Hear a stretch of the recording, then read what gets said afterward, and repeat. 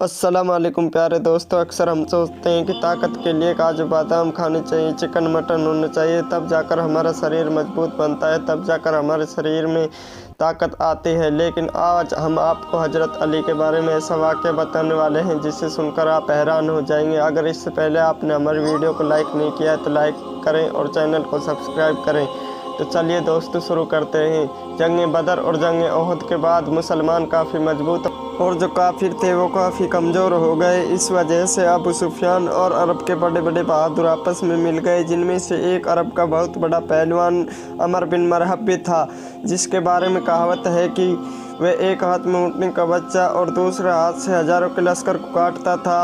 यह आपस में मिलकर मदीने की तरफ पढ़ना शुरू कर दिया। जब इस बात का इल्म रसूलुल्लाह सल्लल्लाहु अलैहि वसल्लम को हुआ तो उसने अपने सारे असहाब को बुलाकर इरशाद फरमाने लगे कि अब तो हमारा अल्लाह ही हमारी तलब करेगा। इस बात को सुनकर सभी सहाबा खामोश हो गए और सोचने लगे कि हम इतनी बड़ी फौज का मुकाबला कैसे करेंगे।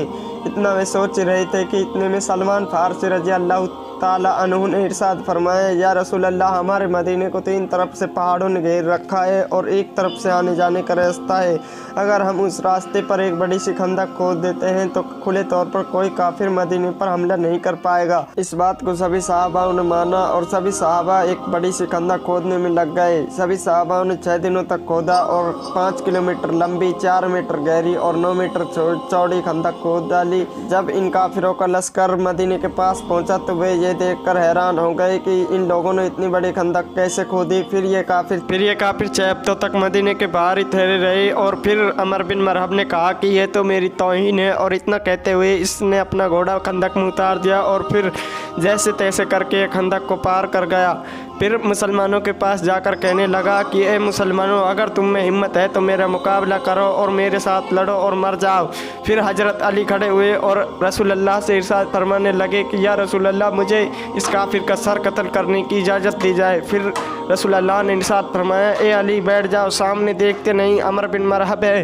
फिर अली बैठ गए और फिर अमर बिन मरहब ने इरशाद फरमाया, ए मुसलमानों, अगर तुम में से है कोई जो मेरा मुकाबला कर सकता है और मेरे सामने आओ और मेरे हाथों मर जाओ। फिर अली खड़े हुए और कहने लगे, या रसूल अल्लाह, इस काफिर का सर कलम करने की इजाज़त मुझे दी जाए। फिर आपने इरशाद फरमाया, ए अली बैठ जाओ, सामने देखते नहीं अमर बिन मरहब है। फिर अली बैठ गए और फिर अमर बिन मरहब ने इरशाद फरमाया, ए मुसलमानों, अगर तुम में से है कोई मेरा मुकाबला कर सकता है तो सामने आओ। फिर अली खड़े हुए और कहने लगे, या रसूल अल्लाह, मुझे इसकी इजाज़त दी जाए।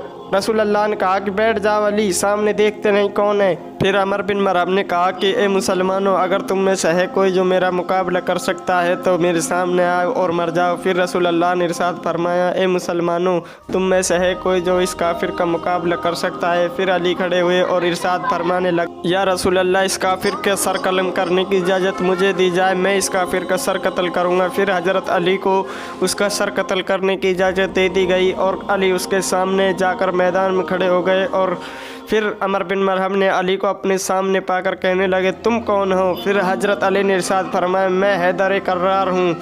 दोस्तों, हैदर का मतलब होता है शेर और कर्रार का मतलब होता है पलट पलट कर वार करने वाला। फिर अमर बिन मरहब कहने लगे कि तुम जाओ, मैं तुम्हें मारना नहीं चाहता। फिर हज़रत अली ने इरशाद फरमाया, लेकिन मैं तो तुम्हें मारना चाहता हूँ। इतना सुनते ही अमर बिन मरहब को गुस्सा आ गया और उसने हज़रत अली पर वार कर दिया। हज़रत अली ने उसके वार को अपने ढाल से रोका और फिर अमर बिन मरहब ने लगातार अली पर 3 वार किए।